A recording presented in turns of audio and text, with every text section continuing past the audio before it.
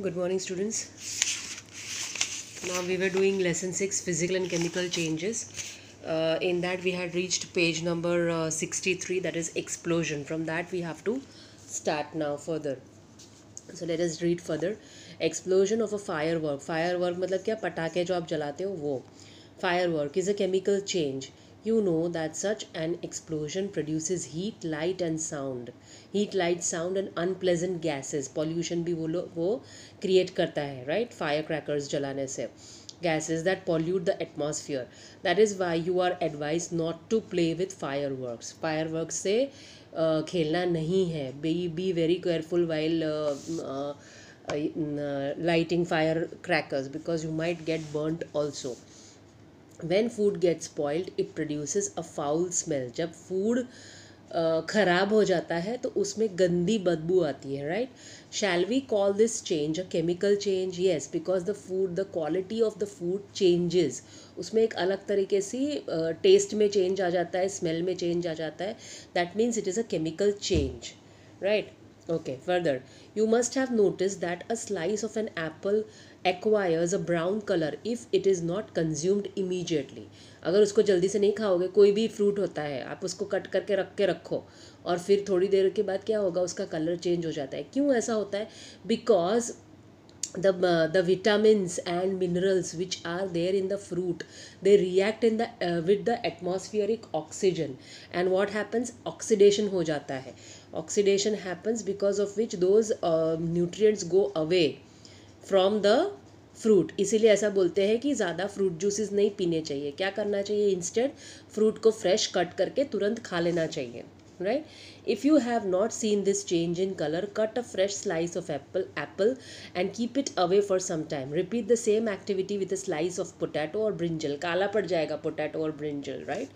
Same will happen with the piece of apple also. It will also become brown in color. The change of color in these cases is due to the formation of new substances. They are not these substances chemical changes? Yes, they are, because it is oxidation of the vitamins and minerals present in the fruit or the vegetable, right? In chapter 5 you neutralized an acid with a base. Is neutralization a chemical change? Yes, of course it is a chemical change. Acid के साथ base को mix करो, it is neutralization. It is a chemical change. आपकी body में भी आपको कभी acidity होती है, आप antacid की गोली खाते हो, डाइजीन खाते हो, तो क्या होता है? There is a chemical reaction taking place inside your body also, right? Because hydrochloric acid जो हमारे डाइजेस्टिव सिस्टम में होता है वो कभी कभी ज़्यादा बढ़ जाता है. अगर आप प्रॉपरली नहीं खाते हो या आपको इनडाइजेशन हो गया है तो वो एसिड बढ़ जाता है, राइट? तो that is a chemical change inside your body that is happening, right? A protective shield. You must have heard of the ozone layer in our atmosphere. It protects us from the harmful ultraviolet radiation. Underline this point. This is important. It protects us from the harmful ultraviolet radiations which comes from the sun, right? Ozone absorbs this radiation and breaks down to oxygen. Oxygen is different from ozone.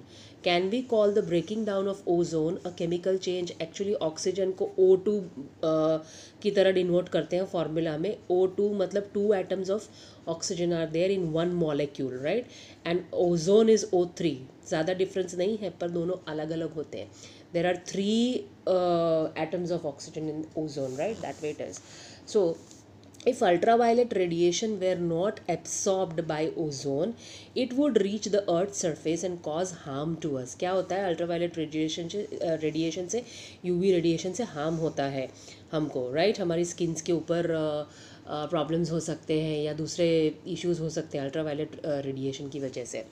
Earth surface and cause harm to us and other life forms, right? Ozone acts as a natural shield against the radiation. Ozone क्या करता है? Natural shield की तरह अर्थ के आसपास, अर्थ जो round है उसके पूरे अराउंड ओजोन का एक लेयर बना हुआ है जिसकी वजह से अल्ट्रावायलेट रेज जो सन के हैं वो अंदर तक आते नहीं हैं. But nowadays what is happening? आपने ग्लोबल वार्मिंग के बारे में सुना होगा. ग्लोबल वार्मिंग क्या है? इस ओजोन लेयर के अंदर होल्स हो गए हैं बड़े बड़े जिसकी वजह से क्या हो रहा है, जो भी सन का जो अल्ट्रावायलेट यूवी रेडिएशन है वो हमारी अर्थ तक आ रहा है, और उसकी वजह से क्या हो रहा है, अर्थ का temperature every year 1 degree Celsius से बढ़ रहा है, राइट। उसकी वजह से व्हाट इज़ हैपनिंग, हर साल 1-1 डिग्री टेम्परेचर बढ़ेगा, तो ऐसे करके क्या होगा, थोड़े सालों में अर्थ का टेम्परेचर, जो नेचुरल टेम्परेचर जो है वो काफ़ी सारा बढ़ जाएगा। Because of that what will happen, आपको पता है कि पोल्स पे आइस है, you must be aware, you must have learned in geography that poles जो है अर्थ के दोनों पोल्स है, नॉर्थ पोल पे rather, not south pole, north pole पे आइस है।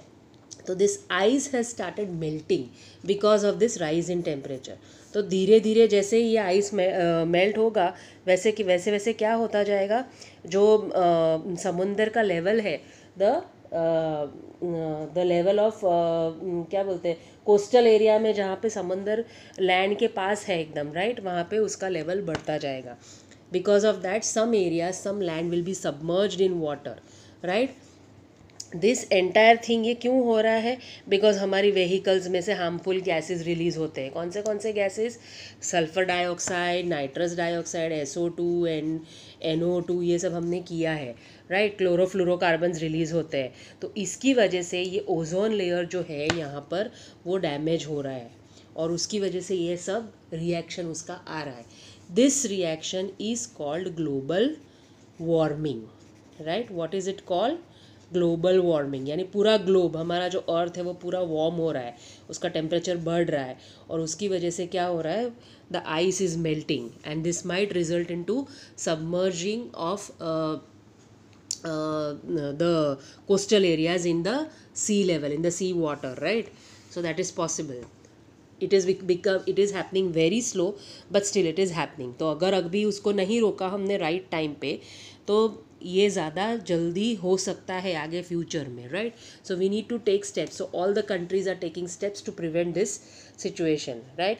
Now we learned in chapter 1 that plants produce their food by a process called photosynthesis. Can we call photosynthesis a chemical change? Yes, of course we can call photosynthesis a chemical change. क्यों chemical change हम बोलते हैं उसको, because उसमें क्या होता है, हमने ये पढ़ा था यहाँ पर, it is a chemical change. I had explained you that photosynthesis and what is it, respiration is an opposite reaction. तो photosynthesis में क्या क्या लेते हैं, प्लांट्स जो है वो मिनरल्स लेते हैं सॉइल में से, वाटर लेते हैं और कार्बन डाइऑक्साइड लेते हैं, और क्या बनाते हैं, ग्लूकोज बनाते हैं, right. So it is a chemical change because glucose is a chemical, क्या बोलते हैं, chemical formed at the end of the process, right. So it of course is a chemical reaction, chemical change. Paheli said that even digestion is a chemical change. Yes, of course, because digestion में क्या होता है, जो भी substances हम लोग खाते हैं वो break down होते हैं हमारी body में.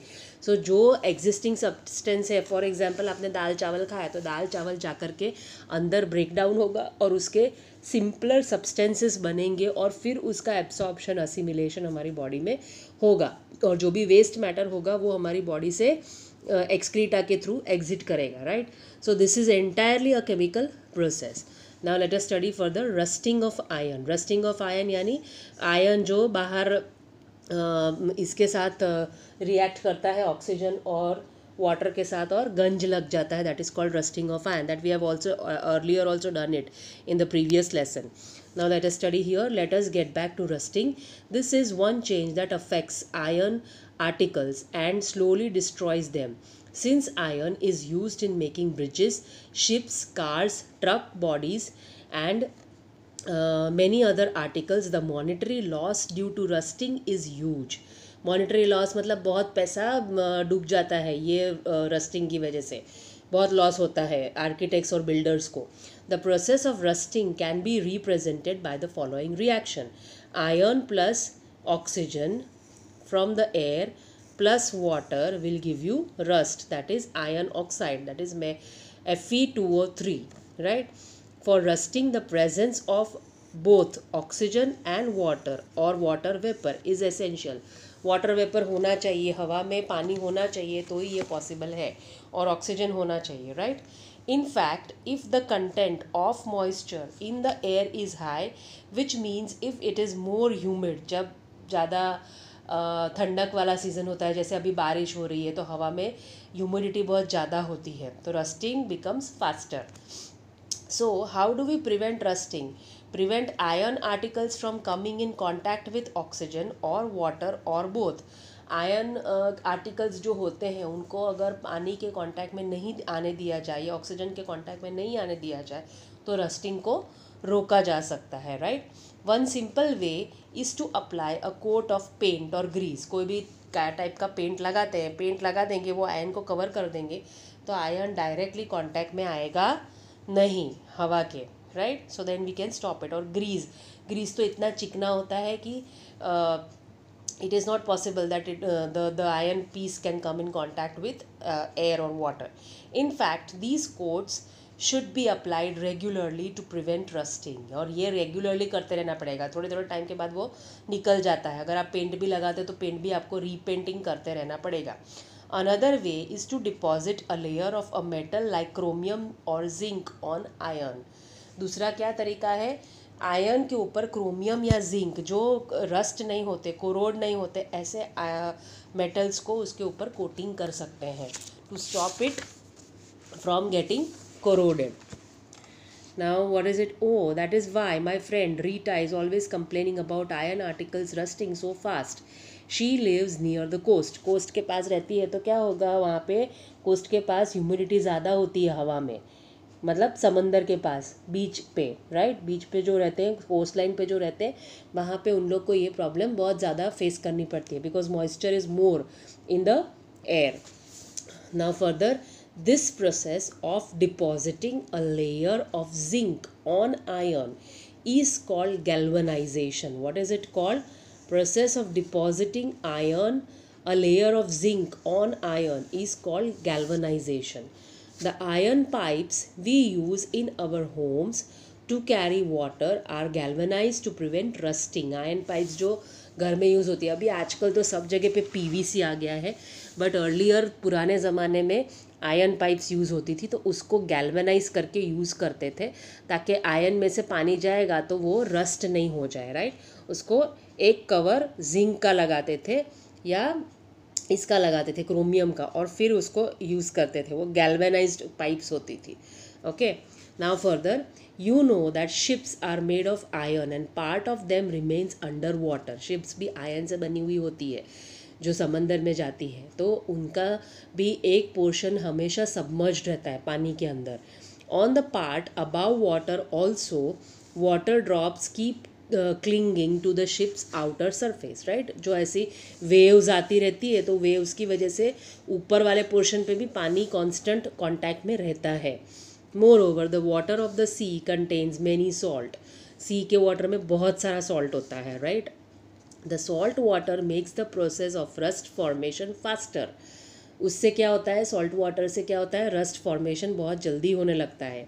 Therefore, ships suffer a lot of damage from rusting in spite of being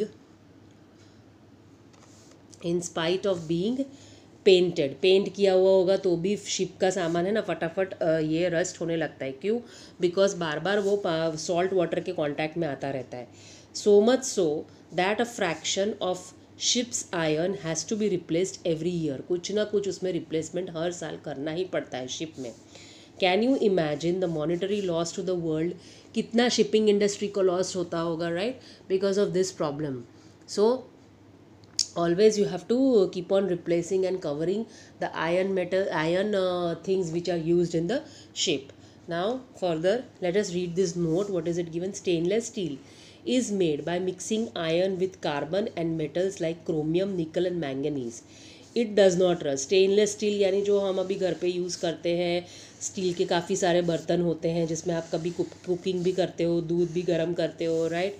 so all that is made up of stainless steel. Your mothers your parents must be using all those bartan at home, vessels at home.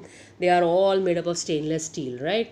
पहले दूसरे metal से बने हुए जो बर्तन होते थे वो भी यूज़ करते थे, पर आजकल वाइडली यूज़ होता है वो है stainless steel, right. Cookers aluminium के होते थे, आजकल सब जगह पे स्टेनलेस स्टील आ गया है। Okay okay, further now let us study crystallization. Crystallization, in class 6th you have learnt that salt can be obtained by the evaporation of sea water, right? salt कैसे obtain करते हैं? सी water को गड्ढे खोद के रखते हैं और पानी की लहरें, सी वाटर की लहरें उधर आती रहती है, उससे क्या होता है, लहरों का पानी वहाँ जमा होता है, और जब ये होता है लो टाइड होता है तो पानी अंदर चला जाता है। फिर यहाँ पे इन गड्ढों में क्या होता है, वो पानी जो अक्यूमुलेट हो गया है वो धीरे धीरे सूख जाता है, और सूखने के बाद क्या होता है, वहाँ पे सिर्फ वाइट कलर का सॉल्ट रह जाता है। फिर वो सॉल्ट को एक्सट्रैक्ट करते हैं उधर से, उसको अलग करते हैं, मिट्टी विट्टी सब जमी हुई होती है उसमें से उसको सेपरेट करके उसको वैक्यूम इवेपोरेट करते हैं, स्टरीलाइज करते हैं, and then it is marketed in the pouches which is available in the market. कहीं कहीं छुट्टा नमक भी मिलता है, बट नमक ओवरऑल ऐसे ही एक्सट्रैक्ट होता है, right. okay, and this process of doing extracting salt from the sea water is called crystallization, उसको crystallization बोलते हैं। अभी आगे पढ़ते हैं। the salt obtained in this manner is not pure and the shape of its crystals cannot be seen clearly, वो clearly दिखता नहीं है। however, large crystals of pure substances can be formed from their solutions. The process is called crystallization. उसका evaporation करते हैं, so उसका जो पानी में जो मिला हुआ होता है उसका evaporation करने के बाद you get the crystals of salt. This is called crystallization. It is an example of physical change. Physical change होता है, पानी evaporate हो जाता है और salt नीचे रह जाता है, right? Now activity 6.9 to be performed in the presence of a teacher. Caution, use only dilute sulfuric acid. Be careful while boiling water. Dilute sulfuric acid use करना है, ये सारे acids हैं, so we have to be careful while using them. Okay, take a cup full of water in a beaker and add few drops of dilute sulfuric acid. Heat the water. When it starts boiling, add copper sulfate solution slowly while stirring continuously. Continue adding copper sulfate powder till no more powder can be dissolved, right? इतना copper sulphate उसमें add करते रहो जब तक वो completely saturate नहीं हो जाता है। उसके बाद एक टाइम आएगा जब उसके अंदर वो डिजॉल्व नहीं होगा, that is called saturated solution, right. Continue adding copper sulphate till no more powder can be dissolve. Filter the solution, फिर उसके बाद उसको छान लो। Allow it to cool, do not disturb the solution when it is cooling. Look at the solution after some time. Can you see the crystals of copper sulfate? If not, wait for some more time, right? क्या है उसके अंदर, आपको dissolve करते जाना है copper sulphate को। Take a cup full of water in a beaker and add few drops of dilute sulphuric acid. Sulphuric acid add करना है, उसको हीट द वाटर, फिर गर्म करना है। Then it starts boiling. Add copper sulfate powder slowly by stirring continuously. हिलाते हिलाते उसके अंदर कॉपर सल्फेट ऐड करते जाना है, और इतना ऐड करना है कि एक पॉइंट पे वो डिजॉल्व होना बंद हो जाएगा, so it is completely saturated. Okay, you have learnt about physical and chemical changes. Try to identify changes that you observe around you as physical and chemical changes, right? इसके अंदर क्या change आया, now wait for some time, धीरे धीरे आपको उसके अंदर crystals दिखना शुरू हो जाएंगे कॉपर सल्फेट के। So this is a physical change. Now keywords हमने ये पढ़े, chemical change, chemical reaction, crystallization, galvanization, physical change and rusting. What you have learn, just go through it. Changes can be of two types, physical and chemical. Physical changes are changes in the physical properties of substances. No new substances are formed in these changes. These changes may be reversible. In chemical changes, new substances are produced. Some substances can be obtained in pure state from their solutions by crystallization, right? So this is what we have studied in the entire lesson. Now exercises that we will do next time. क्या है क्या नहीं, I will just give you what all things are given in the workbook and what are not, that we will discuss and solve the exercise next time. We stop here now. Write down all the important points that I have made you underline. In your notebook and all the reactions that are given. ये rust का reaction लिखो, ये वो सब जो भी मैंने आपको अंडरलाइन करवाया, just give it in, write it in once in your notebook. Okay, now we stop here today.